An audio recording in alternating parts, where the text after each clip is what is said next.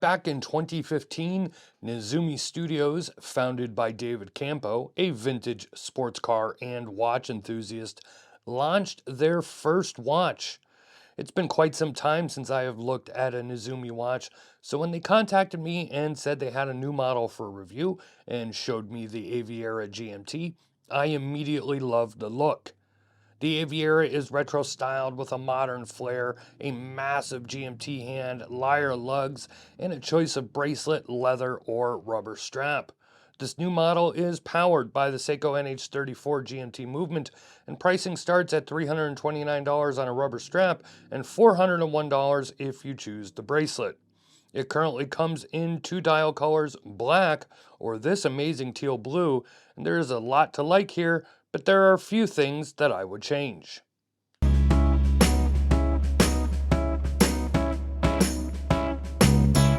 As I said, there is a lot to like here, and when taking a look around this Nezumi Aviera, you will notice that this is not exactly a slim watch, even though its width is only 40 millimeters.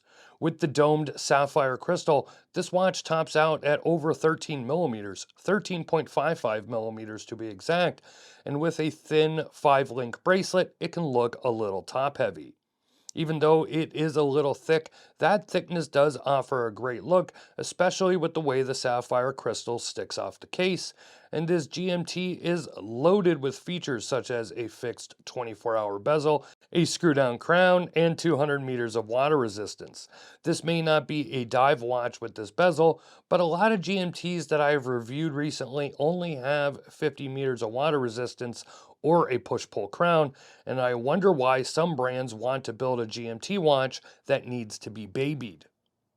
Whether you go with the black or blue dial, either will have the same setup and accent colors with the massive yellow GMT hand and cream colored hands and indices. And to be clear, this is a cream colored color, if you will, not that fake patina color so many brands do. And I think it really works well in this application and against these color dials. And when it comes to colors, yes, the black is classic, but this teal blue, as Nezumi calls it, really caught my eye. And normally this color probably wouldn't be my first choice, but something about this shade and that yellow all works really well together. And once you pair it with the color matched rubber strap, this watch really pops. Now I'll talk more about the rubber strap and the bracelet shortly. One of the reasons that massive GMT hand works so well is the hour and minute hand are not so small themselves, and the dial is relatively clean, although with the logo and the few lines of text, some might think it's a little too much, but none of the text is oversized, so it still seems to be pretty balanced. One thing that is missing though is the date, and this is something that seems to be a trend with the newer GMT watches on the market, especially in the micro brand space. A GMT watch is the definition of a tool watch, and while it keeps the numbers and markers intact on the dial, if you have a watch that you could track two different time zones, should you need to look at your phone to tell the date as well. When it comes to function, the NH34 is a GMT, and you can obviously track two time zones, but this is what is referred to as the caller's GMT instead of the flyer or true GMT, like the still somewhat new Miyota 97.5 movement. Now, what does that all mean really? I go over that in the Marlowe GMT review. I will link that in the upper right hand corner.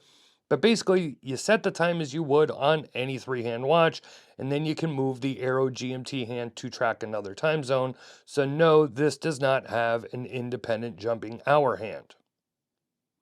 Flipping the watch over, and you'll notice two things. A machined case back that is quite striking, and that this bracelet has quick release pins. Now, let me say first, by the way, that at this time that I am recording this, and probably by the time I'm still publishing this bracelet is not currently available, but you'll just want to check the website. They were out of stock when I started doing this review. But back to this bracelet and the quick release pins, it used to have quick release pins. One of the original ones broke, something that is not uncommon, and I ended up having to order replacements on Etsy that didn't work, and eventually having to order regular spring bars from Amazon as I had 20 millimeters on hand, but these take 1.3 millimeter thick bars, which is not a common size. Now, I've said this before, I'm sure I will say it again. Brands need to stop using these, especially on bracelets. They aren't well made, they cheapen the watch, in my opinion, and there's nothing wrong with a standard spring bar and using a tool to remove them. And if brands are going to insist on using them and they are not standard sizes, they should include replacement sets as well, as they will surely break at some point. At least this has always been my experience. The strap has quick release bars as well, but I absolutely love this rubber strap. The color matches the dial really closely, and while the textured pattern isn't anything new, it looks great, and more importantly, this strap is super comfortable. The 5-link bracelet is very flexible. It uses standard friction pins to hold it together, and you have a nice standard flip lock clasp. But there is one area I'm not quite so sure about, and that is the end links. If you know watches with the lyre or twisted style lugs, the most popular probably being an Omega Speedmaster, and if you see those, you know they have curved end links. Nezumi made a design choice to go with flat end links, which does leave part of the inner case exposed, which is somewhat of an off look. More so, it kind of makes the bracelet swing while on the wrist, and while it's not a big deal in terms of overall fit and such, it is just something that I don't love about this watch on the bracelet. Now, some of that is nitpicking. The end link design was just that, a design choice as I was told. But as far as the quick release spring bars, if I were you and I got one of these watches or some other watch with them, especially a watch at or around this price point, I would probably just replace them with standard pins. As you can see, the lume is very nice and bright, and when you consider the price point this watch starts at, I mean, this is a pretty affordable watch. It is very well put together, again with the exception of those quick release bars, which is easily rectified. Some will of course want a date, and I hope that they can offer that in future versions. This is a very attractive and affordable watch. I love that Nezumi is still at it and designing watches in their style, and I'd like to see some more variations of this piece.